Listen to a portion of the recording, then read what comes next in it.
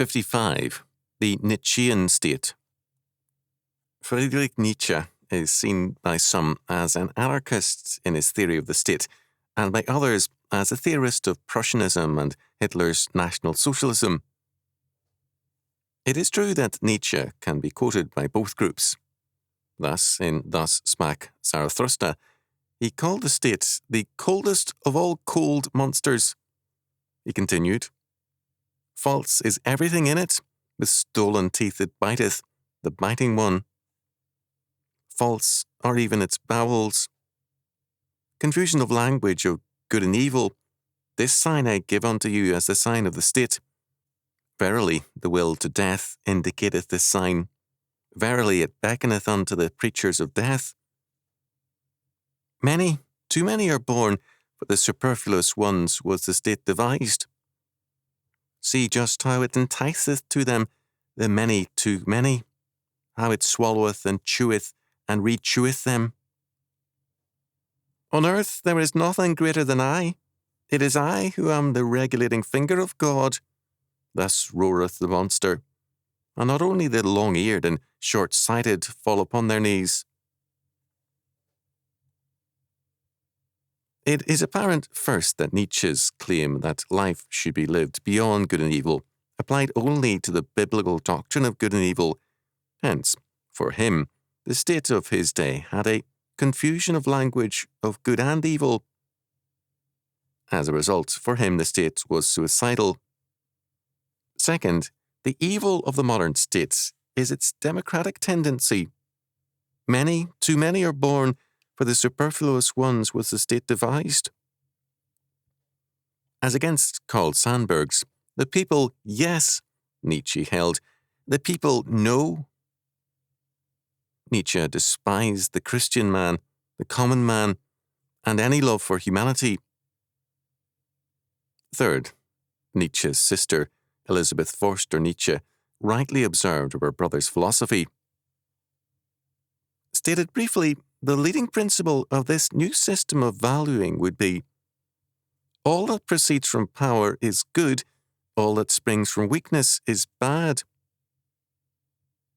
Weakness for Nietzsche meant Christianity, democracy, a republic, the people, and a concern for justice for all. He wrote, "Once spirit was God, then it became man, and now it even becometh populace. This will to power requires the death of God. But that I may reveal my heart entirely unto you, my friends, if there were gods, how could I endure it to be no God? Therefore there are no gods." Fourth, it follows then that if Nietzsche wills the death of God and himself to be God, reality is what he says it is, and nothing else. Hence, he declares, nothing is true, all is permitted, meaning thereby that nothing coming from the biblical God is true, only what Nietzsche proclaims. Given this, quote, fact, end quote, it follows that all values now are values if they serve the will to power. We find, therefore, that Nietzsche saw knowledge simply as an instrument of power.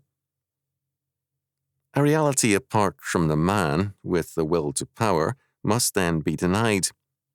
Nietzsche wrote, "The greatness of all fables is the one relating to knowledge.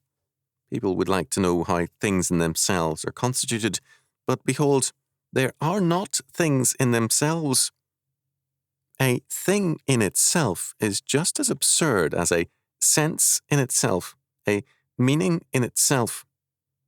There is no such thing as a fact in itself, for a meaning must always be given to it before it can become a fact. In short, the essence of a thing is really only an opinion concerning that thing, or better still, its worth is actually what is meant by it is or by that is." In Genesis chapter 1, God said, "Let there be," and there was. His word created factuality. There is no brute factuality because all facts are God-created facts, and their meaning is God-ordained.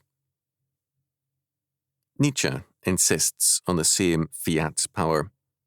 Factuality is what the Superman decrees it to be. It is, quote, created, end quote, by his interpretation, by the meaning that he assigns to it. This means that it is of cardinal importance that the real world should be suppressed. Not only God, but the universe he created must be denied existence.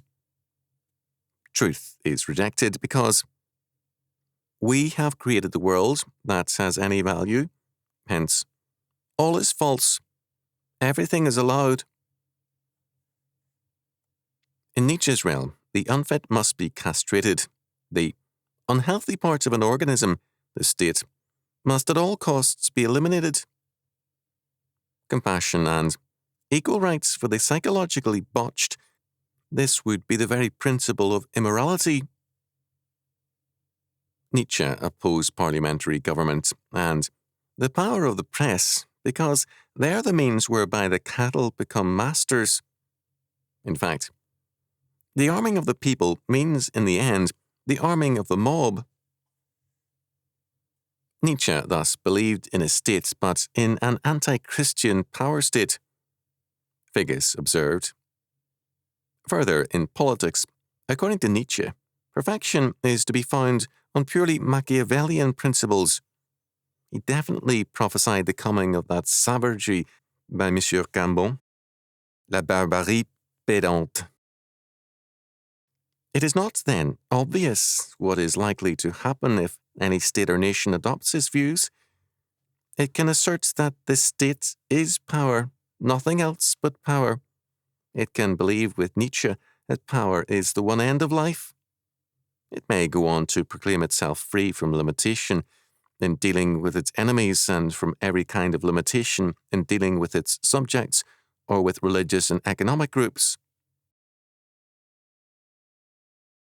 Some years ago, an American philosopher, an admirer of Nietzsche, observed,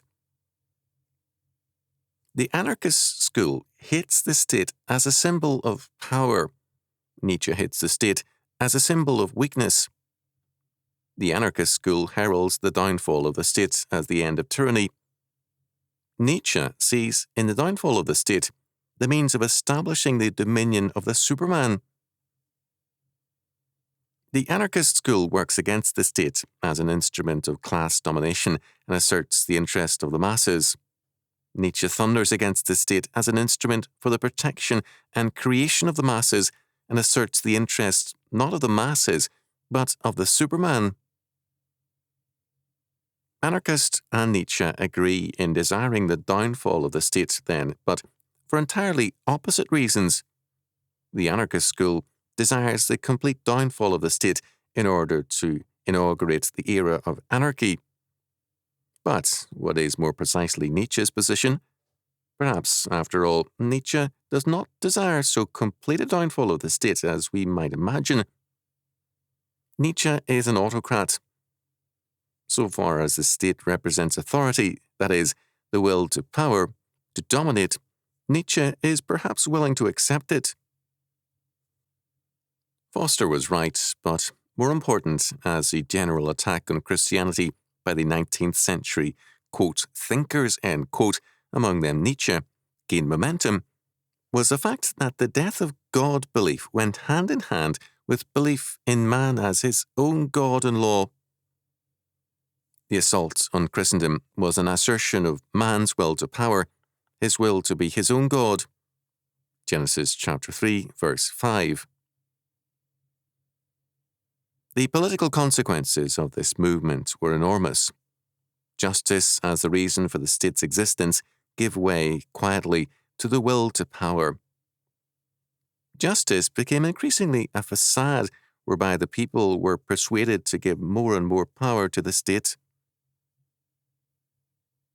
The medieval church, Luther, Calvin, and others, held that rulers have power from God to further justice.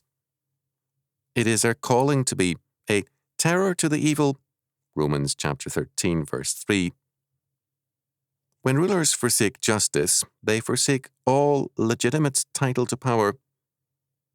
More than a few justified tyrannicide in such circumstances.